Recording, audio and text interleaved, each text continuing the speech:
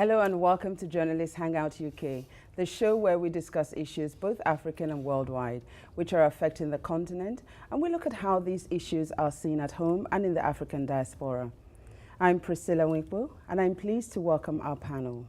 Tunde Osho, Deputy Director of News at TVC. Vuyiswa Ngqobongwana, broadcaster. And Aya Johnson, journalist and specialist in African affairs. So, ladies and gentlemen, it's been a very interesting week this week. We've had the situation where an American and a Canadian were kidnapped in Kaduna. And over in Cape Town, there was an issue about running out of water. And of course, the very undiplomatic comment by President Donald Trump has been turned around from Namibia to say, hey, why don't you come and visit this particular African country and determine for yourself whether or not it is as described by President Trump. But having said all of that, there is an issue going on in Africa at the moment that is extremely worrying. And that's the issue that, you know, in Nigeria, it has drawn a lot of highlights because we've had 73 people die in Benue State as a result of herdsman attack, as it were. I want to come to you first, Sir Tunde, because it's been said, there's a suggestion that climate change is driving herdsmen south, and as a result of that, that's why we're seeing these clashes. But coming from Nigeria, where we had this high, you know, incident, how do you see the situation? Well, I know that climate change is actually having an effect, but we've always had herdsmen in the south for years. I mean, for as long since I was a little boy, we've always had them coming south, and you've always seen them with their, you know, shepherd's stick. You know, that's all they had. But now you have herdsmen who are carrying attack rifles. They're carrying, you know, weapons of you know, super strength. I don't know why you need that to herd your cattle. You know, so that is the question. And you know, so many states, you know, are just having their people killed. You know, it's not even about herding the cattle now, because in Benue State, you know, the 73 people that were just killed, they were sleeping. You know, it was in the middle of the night. So it's not like they were provoked by anyone. You know, okay. So it brings up more questions as to why these things are happening. Vuyiswa, I see that you're, you know, shaking your head to this. As Tunde says, they're carrying weapons, they're guerrilla tactics, and, you know, Amnesty is reporting total anarchy in the case of Nigeria, but it's right across. How do you think Africa should deal with this issue? Well, I think Nigeria isn't learning from the rest of Africa. Okay. Instead of pointing fingers at Fulani people or this group or that group, why not learn lessons from other African countries who have managed to balance the basically feudal needs of the herdsmen compared to the technological needs of the growing infrastructure of the country? There's a big gap. The government needs to start thinking, because they've had 50 years to do it, how to bridge the gap between the rural communities, just generally speaking, and their needs to survive, against people who are living in what might be called more structurally advanced areas. There should not be a clash. Okay. And the middle people who could have stopped the gunmen, I don't care whether they're carrying weapons or not. In fact, I don't blame them, because no one's listening to them.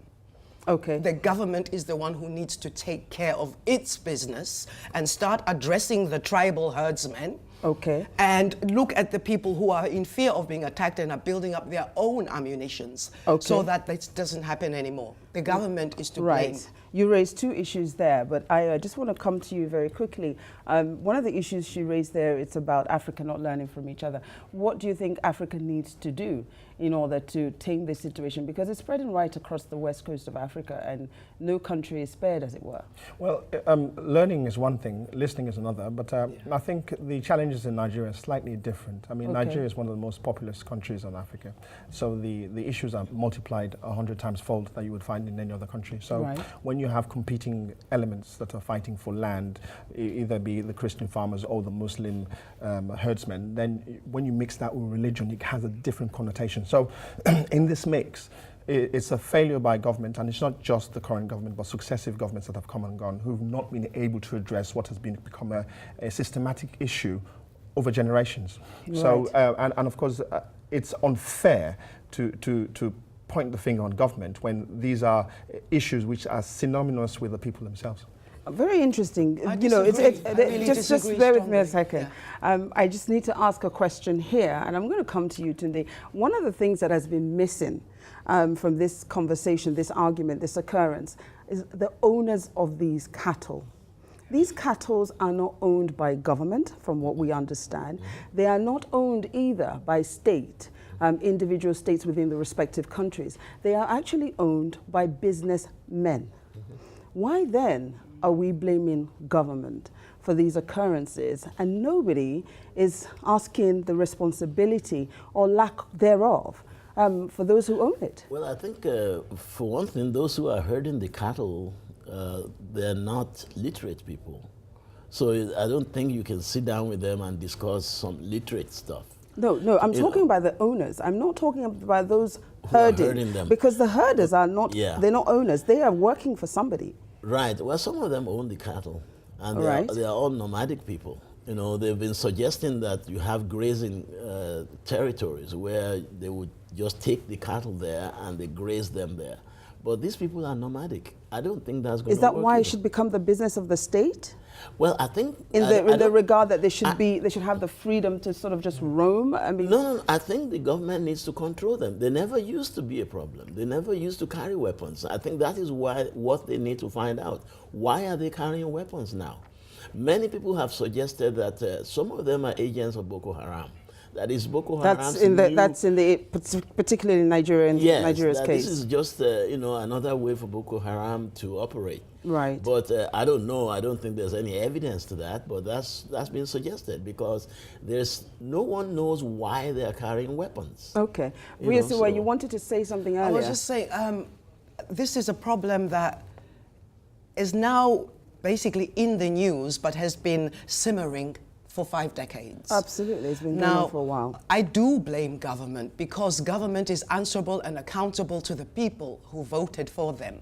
And it's wise for people to look to the government for answers, to get them to shake themselves up and deal with the question, because even though those people are illiterate, their points of view can be represented by someone who is not illiterate. So that's no reason for them not to be talked to, because if they are not talked to, then they become totally disenfranchised and very open to buying ammunition from Boko Haram-orientated groups. The government has been blamed by a lot of people. Even senators are blaming the government. Oh, they're blaming the president. Is it because of a lack of legislation? Well, they said the president hadn't moved to do anything about this. This would be the Nigerian situation. In the Nigerian situation that they got. Ayo, bear with me. Ayo, people taking the law into their own hands, as it were. It's a common thing that we're seeing right across the world at the moment. Yes. Everybody's up, if you like, in some form of angst against government, against governments around. But is it enough to then say that, because it's happening everywhere, that government too should be, as it were in the Nigerian case, it is only when there's a public outcry that the government reacts, apparently? Well, this is a very difficult issue because you're dealing with sensitivities, with issues which go back generations. You're dealing with people who are living in fear, and that element of fear has been multiplied, which has now led to them bearing arms for protection. The question is, can government change people's perceptions overnight? No. People's psychological aspirations and the way they operate has gone on for generations. You can't change that. So the government can talk, they can encourage, but the true nature is that people who believe that the other side is about to get them and the only way they can protect themselves is with bare arms. And when they mix that with religion, and we've seen how religious violence in Nigeria can explode, it's difficult to control, cannot be contained. It's extremely difficult for any government to try and deal with that. I was mentioning religion, and I'm going to come to you, Vuyiswa, because the religious aspect is one that's been highlighted in Nigeria as one of being perhaps the pivotal reason as to why there's been little reaction to the situation. Do you think that is the case? if that point of view really had any validity, you'd have to call it prejudice. Full stop, right? Against another group. And there are many excuses you can be prejudiced against people. Their tribal roots, their religious roots, their height, their skin color, anything. But at the end of the day, you're still talking about individuals who want representation and an ability to live and thrive. And that's all these people are doing. I'm really reluctant to support an idea of pointing a particular finger to any one group or reducing them to being not worth speaking to or being of a particular religious orientation, etc. I really think the government has been very lax in its attention to its duty, and really that's where the pressure should go, because it has to be centrally coordinated, or there'll be chaos. So Tunde, you're not in agreement there. You know, Vuyiswa keeps reiterating the point that they're not being listened to. What is their requirement that has not been heard? Well, they haven't actually voiced anything. You know, I think the problem is the government. I don't believe that anybody should carry weapons in the country and start killing innocent people. You know, so I think the government should put its might, you know, to work here. You know, to make sure that nobody is going to be going around killing people. Even if you have gripes, you know, killing other people is not the way to resolve your problem. These people haven't done anything to you. You herd your cattle. You go to some areas where the grass is dried up. So you drive them into somebody's farm. They eat up all the produce in there. And the guy has worked all year to cultivate his farm. Now he doesn't have anything to look forward to. That, and then if the guy talks, you kill him. It's a big problem. I hear you. Very quickly, Ayo, final solution on this situation? There's only one solution. The government, as Vuyiswa has said, should bear some responsibility, but ultimately I think it's local and tribal leaders that would have the affiliate. They can actually speak to the people. They are representing the people, and the people can respect them. So I think the government should call a meeting of some description which would bring those on board, and then they can then ultimately take it back to the people. And I believe that is happening. Okay, I wish we could go on. We'll take a quick break now. We have plenty more to discuss, so please join us in a few moments.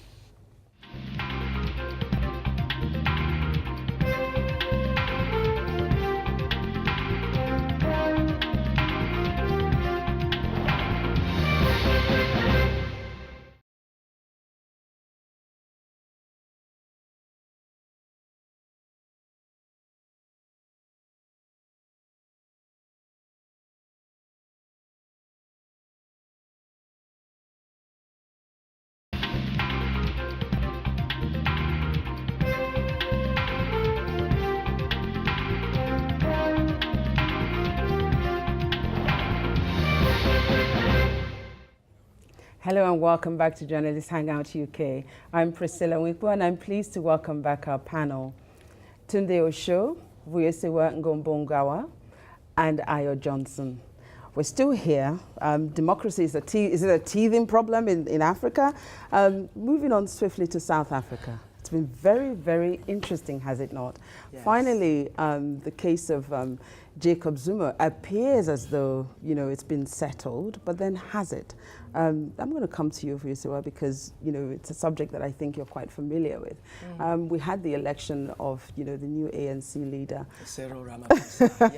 Yes. Ramaphosa. And now we have this issue of when and if and should Jacob Zuma go. Yeah. It's a tricky one, and a lot of analysts are describing it as a delicate issue, because you're essentially talking about a man's pride and honor.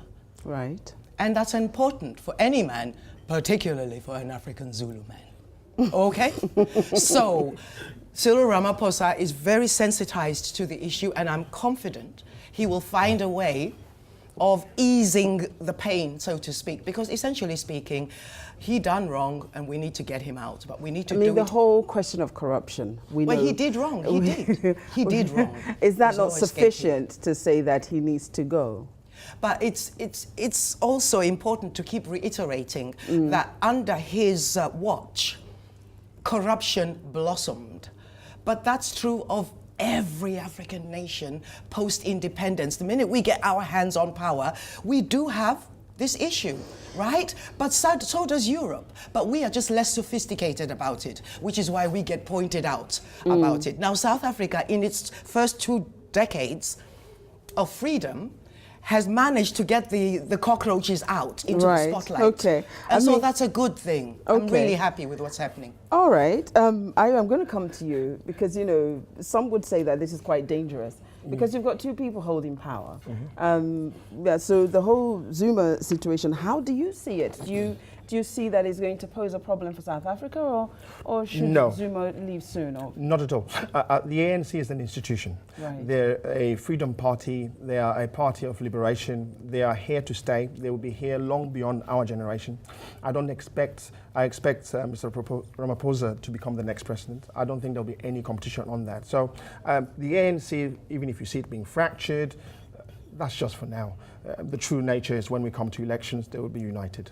To do with the current president, Mr. Zuma, I think it's slightly unfair on him. I think he's the leader of a very great nation. South Africa is a superpower on the African continent. Right. And of course, people are looking to that continent that it set the stage, set the standards. And again, issues around corruption, it's synonymous across Africa and no exception to South Africa. So I think it's unfair to try and embarrass him in the fashion that you're talking about. But it's important. Okay, all right. Bear with me a second. I have 2 questions here. I hear you with Africa being South Africa being a superpower. I thought my country, Nigeria, was, but you know that's what Aya would have us believe. But this whole situation with Zuma and Ramaphosa, this is not the first time we've seen it. When Mbeki was president, Zuma was in the position that Ramaphosa is now. And what did he do at the time? Because Mbeki had to leave somewhat unceremoniously, did he not? So it would seem as though it was you know, just history repeating itself. Yeah, it looks like it, but one thing that I like in this development is what Ramaphosa himself has said, that whatever they do, they should make sure that they uphold the dignity of Zuma. But having said that, Ramaphosa was, you know, it was suggested that he also had a role to play in the Mbeki situation. Is he doing this for South Africa, or is he doing this to satisfy his own personal political dreams? 2 different situations, because I believe at the time they were both in government. But I think now Ramaphosa is not in government, but Zuma is the president. Well, he's now the leader of the ANC. So I know, he is. but still, you know, the president is the president. And, you know, Ramaphosa is not in government. Because during the Mbeki time, I think both of them were in government. Right. You know, so I think it's a slightly different situation. And I like what Ramaphosa has said, that they need to uphold Zuma's dignity, not to embarrass him. You know, I think one thing I'm going to miss if Zuma leaves is his singing. Coming back to you, you know, you said South Africa is a superpower. I still don't agree with you. Having said that, you know, there is a concern, though, that Zuma's continual remain will have an impact on the South African economy and, you know, the kind of damage that will come as a result of that. Should that not be sufficient reason to work on a not embarrassing exit, as it were, but to help him to go nicely? Governments across the world, across Africa, when you have governments which are on their way out, like Zuma's is, where the time frame is short, you don't expect him to do anything. So South Africa has to bottle up, accept the status quo, that their economy would fail slightly, with the hope that it will reignite and move forward in the right direction with the new government. That's a fact of life. Using it to stigmatize Zuma at a time when he's very fragile, I think is wrong. Right. Vuyiswa, what should we make of Ramaphosa? How do we see him? It's too early to say, but one thing you can say is he's a much more sophisticated business analyst and economist than Zuma ever will be. So that equips him to deal with the investor aspect, which is so important to South Africa's long-term future. What about the land distribution row? And he's also sophisticated and intelligent enough in terms of understanding the politics to be able to start addressing that, because he has benefited mightily as an individual post-apartheid. I mean, he's a multimillionaire, and so he's sensitive to the charge of forgetting his roots now that he's come up in the world. But the important thing is, I just think he has a more sophisticated, wider knowledge of how the political world system works than Zuma did, which gives the ANC a very good foundation to build something concrete. Because Zuma was a great nationalist, Mandela was the peacemaker. Zuma was the nationalist, so we could puff our chest up. Now we need to get realistic and deal with the problems. So who is Ramaphosa? How do we describe him? He's the pragmatist. He's the pragmatist. Who's going to deal with the practicalities of getting employment, training for the people before the country implodes. Right. Which is what's likely to happen if that doesn't get dealt with. Nothing comes out later on about him that we don't know. These things have a funny way of creeping up, right? He has enough skeletons in his cupboard with regard to the Marikana massacre situation. There we go. So, but that's why he's sensitive. But there is something we cannot ignore here, and that is the fact that the ANC are declining electorally. And that is, we now have the Democratic Alliance, and we also have the Economic Freedom Fighters. For democracy. And ANC are struggling. Are the other two parties likely to have any foothold given the crisis that's happening today? I think they might. I don't know that they can knock off ANC. You know, ANC is still very strong, even though they're losing a little ground. But I don't know that they can knock them off. You know, they will still continue to be in power for a long time to come. Okay. Ayo, how do you see this? Any challenges here, or is it just they're just marking, ticking the boxes as well? Yes, very much so. Ticking the boxes, making the numbers, trying to get a face when they clearly don't. I mean, the ANC is here. We must accept them. They are here. We must celebrate them. We must embrace them. And irrespective of whatever problems they have, that's just part of parcel of what political parties and the operations are all about. I think it's dangerous too. Surely the decline, though, Vuyiswa, who's receiving those members that are falling away from the ANC? I would expect that these two parties will be picking them up, no? Well, absolutely they are, because people have stuck with the ANC more out of a sense of traditional loyalty, and also because we're new to this idea of being free and practicing democracy. Let's not forget, we're only talking about 2 decades. We're not a politically sophisticated nation. You are? No, we are not. Relative to the world, we are not politically sophisticated because we've only had 2 decades to actually have the opportunity to vote. Now, that may sound like nothing to someone who's taken democracy for granted. I feel the need to interrupt there. When you say that, I feel as though we're speaking about 2 types of South Africans. 2 different South Africans. Oh, now we are being split up? Okay. Well, no. You're saying here that, South Africa is not politically sophisticated, with regards to the world. No, it's not. How can you be politically sophisticated as a nation in 20 years? Compare that to England. How many centuries? But do we need to live for centuries in order to, come up? Can't we, just pick up what's... Well, it takes time to get over nearly 400 years of psychological, physical, and economic oppression. I agree. Okay? So it's unfair, and this is what we always do with Africa, of comparing African nations to nations that have it's not exploited a comparison, them. But there are lessons that could be learned, aren't there? There are lessons to be learned, but I also think we need to be Do we not have case studies that we could follow? And fair to ourselves, and understand that the level of political education of the average South African is not as sophisticated as it needs to be for us to practice democracy in an effective way. That's the truth. Okay. That's why people will vote. I'll vote for the ANC. Forget the others. They don't even think about the issues. I hope Ramaphosa, as you said, he's a pragmatist, will be able to take that on board and teach the African people. But on a lighter note, and teach the South Africans, but on a lighter note, African Nations Cup is about to happen. Okay, Ayo, who's going to win? Who do you see winning this? Well, that'll be different. I think Nigeria stands a very good chance. I mean, they've shown previously. No. The thing about football is that you have generations of good and bad, and I think Nigeria's had some extremely good players in the 90s with Amokachi, Kini, and all of those lovely guys who did extraordinary things. And if they can carry Nigeria, including the African continent, they have a chance. But I'm not sure whether they have the new cycle of players that can do something extraordinary as we saw in the 90s. So maybe they can do that. From what I've seen lately, I think Nigeria is ready.